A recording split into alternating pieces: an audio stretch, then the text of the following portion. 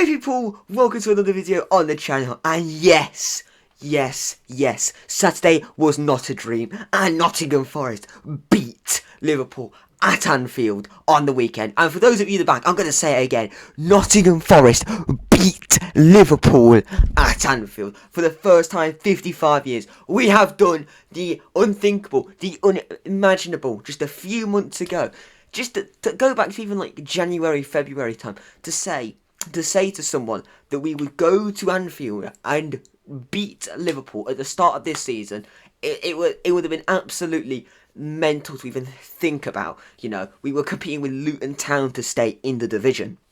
So, it's a massive achievement. And today, I'm just going to do a bit of a detailed match review, laugh at some of, the absolute sausages on Liverpool's team, crying about the result. So yeah, sit back, relax and enjoy. But before we do, feel free to stop a like on the video, subscribe if you are new to the channel, and without further ado, let's go. So as I said, it finished full time at Anfield. Nottingham Forest and Nuno outclassed, outdid, outsmarted Arne Slot and Liverpool. And it was absolutely beautiful to see. In terms of how we actually managed to do it, fairly simple really. First off, we parked the bus. We played with the handbrake on, had a grand total of 0 shots in the first half.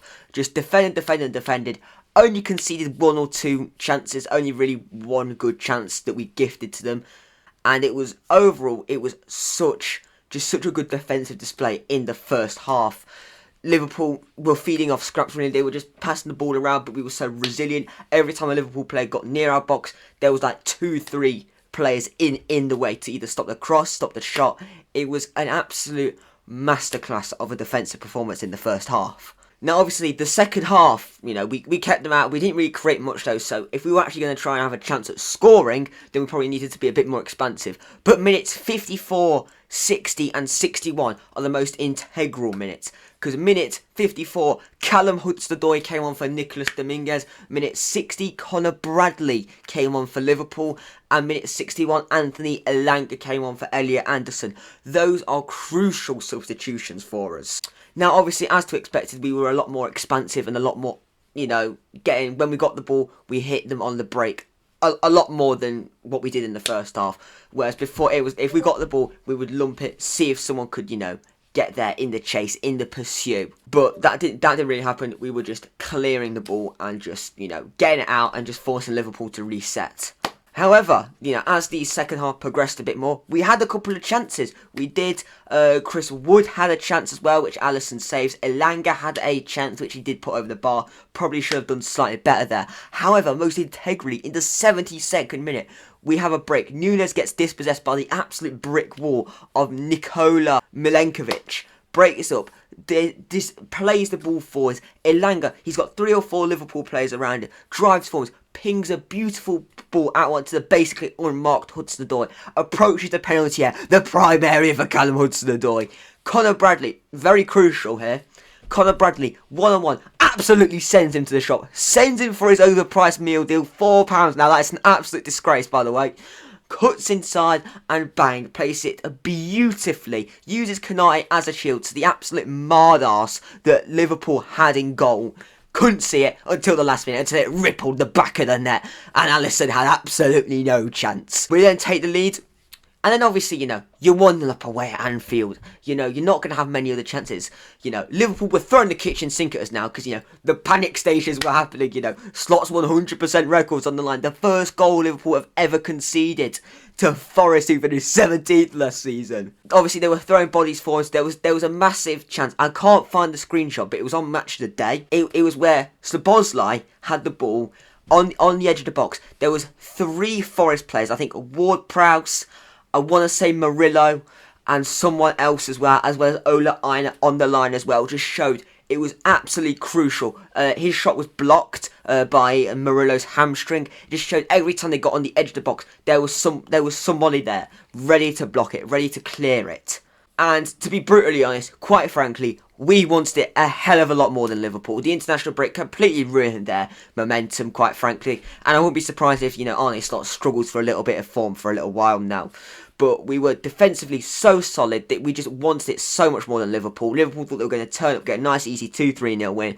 We gave them a game, and I want to really, really pinpoint Ryan Yates for this performance. I won't lie, he did almost cost us in the first half, in like the first 20 minutes, where, Diaz had a chance because, Yates was trying to shield the ball out of play. Diaz goes around him, has a shot, hits the post, so he was quite fortunate there.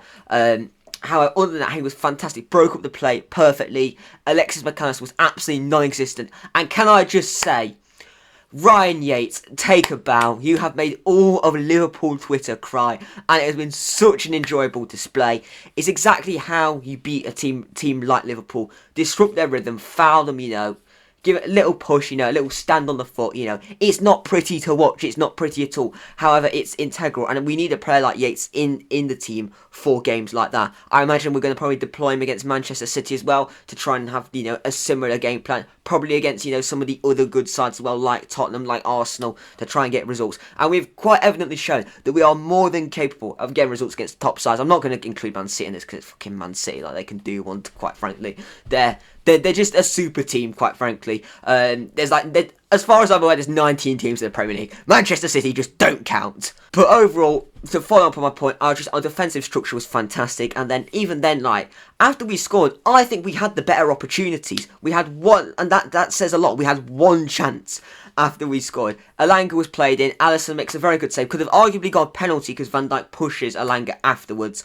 But, it is 50-50. But yeah, overall, we frustrated, we annoyed, we antagonised Liverpool. They couldn't break us down.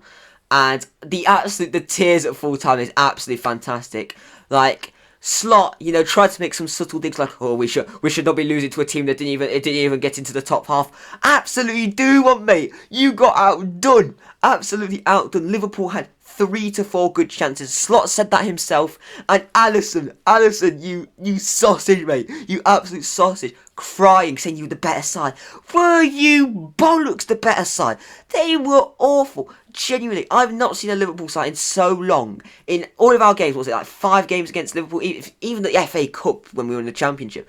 5-6 games I've watched Forest play against Liverpool. I've never seen a Liverpool team look just so out of it. Just not interested, not up for the game. Mo Salah was completely nullified. He had one chance which Sell saves fairly well, but then again, it's a save you'd expect any Premier League goalkeeper to be able to make. So overall, their £1 billion attack was completely non-existent. Nunez was absolutely as useful as a ghost. He was dispossessed, which led to the winning goal. And overall, absolutely nullified them. Alisson, absolutely whatever about the best side. It's how you beat the top sides who have got 4 times your budget and 8 times the squad depth, okay? So you can cry about all you want, because I can guarantee you any side apart from maybe 5 or 6 teams is going to rock up to Anfield and try and play the exact same way as what we did. So you better get used to it, buddy. But also, to back up my point about them being the better side, I have broken down both sides' good opportunities. Liverpool's chance, the one that we gifted to them, Diaz, good opportunity, off the post, probably really should be scoring that, but then again, it's at Sells' near post. You shouldn't really be conceding at the near post at this level. And Sells had to make 2 good saves. There was one, I want to say it was from McAllister, that he pushes around the post, and there was another one, I think it was from Salah, where he sort of cuts in, has his only really shot of the game, pushes it around for a corner. Those are the only noteworthy saves Sells had to make. There was obviously the catch where he sort of bundled it a bit, but once again, you shouldn't really, I don't count as a good chance because that was completely self-inflicted. And also, there was the other chance which Jota had from inside the 6-yard box, heads it straight at Sells. That's not really a good chance for me. It's a lovely ball in. Jota should do better, but it's straight at the goalkeeper. I'm fairly confident any Premier League goalkeeper could have saved that. I think Costel Pantilimon, I think Jordan Smith would have both saved that. Then there was a corner that was flicked on, I think, from Van Dijk, that does sort of beat Sells, but then Ola Aina clears it off the line. So again, a good chance, Ina's not there, it probably trickles in. So that is about 4 really good chances, and a grand total of 0 goals. Now looking at Forest's chances, these weren't all until the second half. So we had Chris Wood chance, which Alisson saves very well. We obviously had, the goal. Hudson-Odoi centre defence to the shops, puts it in the bottom corner beautifully. Obviously, Elanga had 2 good chances. One that he should have really done better. He skies it. It is quite well defended, though, by Liverpool, to be fair. And then Elanga's other chance, which is well saved, could have arguably got a penalty off the back of that. So that's a grand total of 4 good chances, but most importantly, 1 goal. So, Mr. Alisson Becker, if you don't put the ball, in those 2 posts and that crossbar, if you don't put it inside that means you don't deserve to win, quite frankly. You could say all this and that, we had 70% possession. Passing it from side to side doesn't warrant a victory, my friend.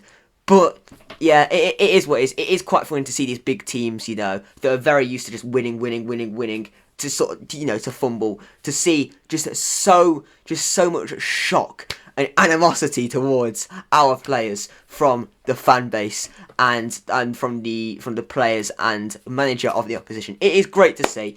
I do enjoy it when any of the top sides lose to a mid-table or even bottom half side. It is fantastic.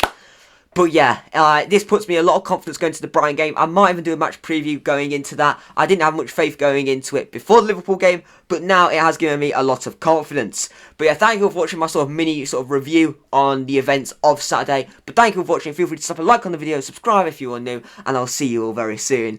Goodbye.